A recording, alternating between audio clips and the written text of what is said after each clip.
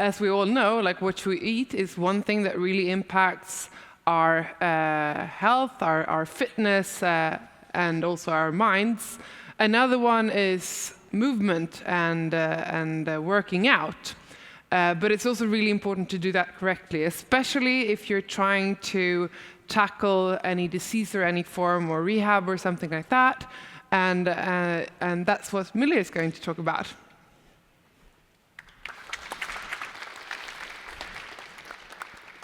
Thank you, Ingrid. Hope I'm audible. Good morning, everyone. Maybe good afternoon, everyone. It's a great pleasure to meet you all. I'm Miller from Sri Lanka. So my perspective is we are talking about the tail end of the longevity, especially on the aging population, and focusing on the physiotherapy of Parkinson and stroke, which is very common during all the aging population communities.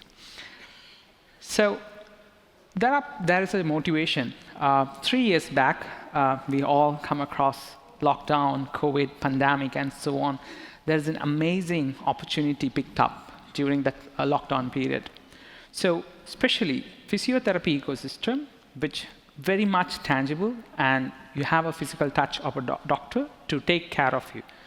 But the biggest problem during lockdown, people are apart, and obviously everyone went to virtual mode where you can do your exercises, you do your therapeutic applications through Zoom call or Skype or anything. But the biggest problem on physiotherapy, you don't get much of insight as a doctor about your patient, because you're pushing your content through a virtual media, and they do the exercises or they might not, and you don't know whether they're doing it right, whether there's an improvement, whether there is any wrong postures which lead to something else.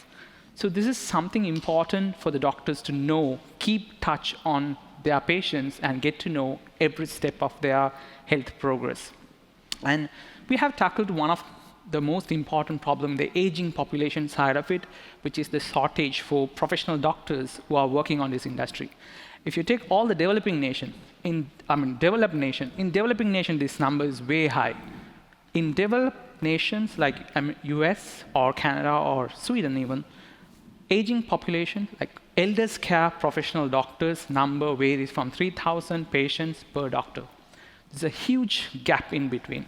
And so making time for the doctors to work with patients, it's ultimately important. But unfortunately, their time is mostly into the documentations or working out on personalization of care services. So how technology could help us on this? So we worked on a 3-step process. This is implemented in US and UK with known elders care home centers around the corner. So first of all, diagnosis. This is something very important. Getting people input, which is supposed to be transparent, and doctors supposed to know every step of the patients. At the same time, the data security, privacy, GDPR, HIPAA compliance, all the compliances aligned with the data set part of medical professionals. It's so important to address. Second part, analyzing. So with AI, this is definitely something I want to touch upon. Finally, therapeutic. So not only we are stopping from diagnosing, it's go up to therapeutic and documentation. So let me take you through step-by-step process, how we implement. Compared to it, today's topic mostly towards Gen AI, but I want to touch upon another AI segment, which is computer vision. How we are applying computer vision into it. So you can just go through this video. I will explain step-by-step how things works. So this is a patient's application which built 2 years back.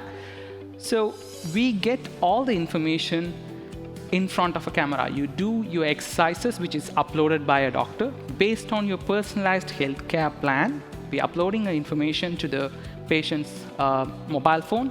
But there are some interesting factors around this technology. You can see it's a 2D skeleton we are capturing. This is for a purpose. You can't upload through internet any personal data to the cloud if it's on medical related. this is a compliance risk where the de-identification is ultimately important. That's where we are just capturing a 2D skeleton body of the exercise person, and it's all about comparing with the best benchmark posture, whether you're making it right or what kind of angle changes you make, and whether it's on the right benchmark condition you are hitting, or is there is a wrong posture application being done. So data privacy was ultimately trusted here because it's completely de-identified, and in the other end, in the doctor's end, it's decrypt and make sure it's mapped to the right patient. So in between, it's streamed from the mobile to the cloud. There is no identification of the patient. Second thing, edge level computation. So we use the mobile processing power for AI generation and working on with computer vision. So there's no external data. It's your own mobile phone, your own personal data, own personal processing. So all these modeling computer vision algorithms running on mobile processing level. Finally, all these proprietary algorithms we made to de-identify and mapping with the best use case, comparing the reference videos and your activity routine in daily basis, and generating a report. Everything happens in-house in your hand. The things which uploaded to the doctor, which is a processed data with de-identified manner. So that's the beauty of it.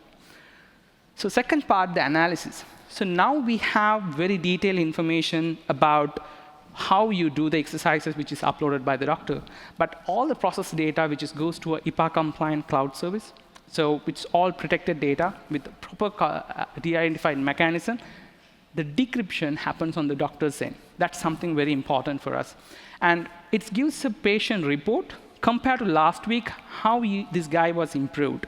Whether last time he was raising his arm like only 10-degree angle, now he can raise up 25 degree. So that's an improvement we can compare in a time series for a long period of time. I don't put this into AI because which is learning through ML models, but Gen AI involved when it's on the documentation type of it. Imagine you are a doctor and you have patients. Hundreds of patients you have to treat because 3,000 is to 1. So that's the ratio. So per patient, you have to personalize his activities, diet plan, and medication plan for a short term until the next rotation comes in. So this personalization takes huge amount of time because you need to consider a lot of data about your history of medical reports and your activity, current progress, your last week, how your diet plan was. It's all considered when it comes to a medical reporting. Doctor spends 1 to 2 hours per patient. That's a huge time compared to if you're talking about thousands of patients per doctor.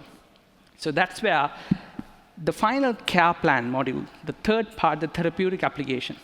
We consider past data and present data from the mobile application, which gives a report about the patient's activities, and daily routine, how things you've been done, and the progress against the benchmark, and the previous medical reports, your allergics, your food preference, whether you are Indian or you are a European, what's your food preferences, and your allergic condition, whether you're lactose intolerant or gluten-free.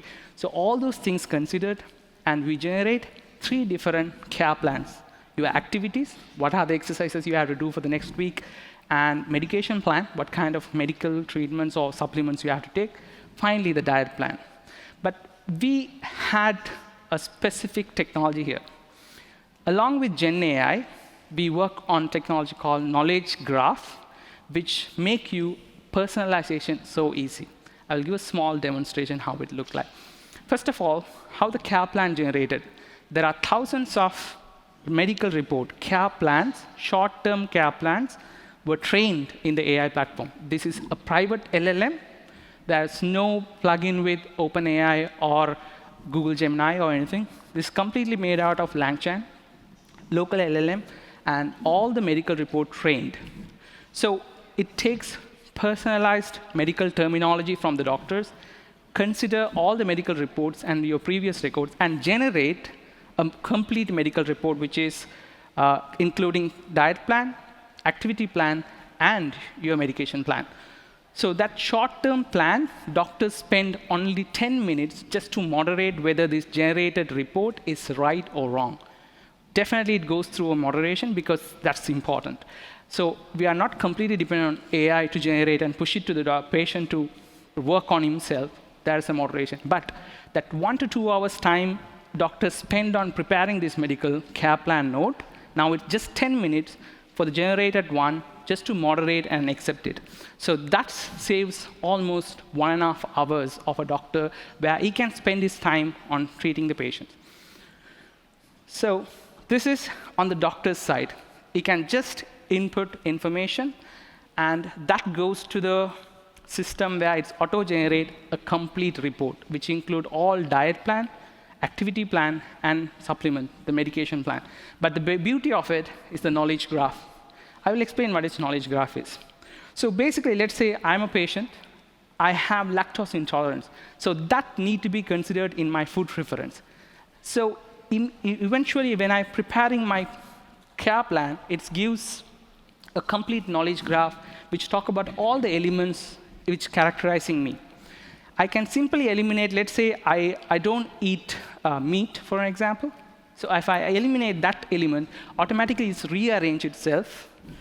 It's automatically rearrange itself to create my new plan to consider how my next personalization is supposed to be. Let's say I have an allergic for peanut butter. So if I add that element, this patient have peanut butter allergy, automatically all my diet preferences, medication preferences will be recreate again. So this, instead of a database, knowledge graph technology used for personalization. So Gen AI generate report, but knowledge graph create a personalization of a patient. So this is highly customizable. So this report takes 2 hours per patient, but it's just 10 minutes at this moment. So we work with Largefield House Care Home Center in UK, roughly around 22,000 patients per year. They're signing up for these care centers totally, and we serve individual personalized care within seconds. That's the best part of it.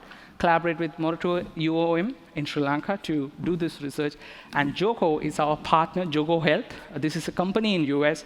They establish, now they are running a trial run with Mayo Clinic, with establishing thousands of patients around. So basically the important part, it's very accurate, efficient data collection, and make sure it's highly precisely personalized, and it's short-term plans moderated with the doctors. At the same time, go through all the compliances which can be accepted by any nation or any region. And we have improved the time saving by more than 70% so far in our trial runs, especially on the medical care report generation. And over 1,000+ trial runs being done in Sri Lanka, US, and UK. So I'm more than happy to answer any of your questions. So our specialty here, we have a couple of technologies used, especially in the AI side of it, on computer vision, using mobile-based application or NVIDIA-based Jetson Nano cameras or anything, and we have LLM technology, which is private LLM, trained with your own medical reports, own data for any corporate can work on. Third thing, we use, instead of a database, we use knowledge graph to make it more personalized and customized whenever it's needed. I'm more than happy to answer any questions if you have. Thank you so much.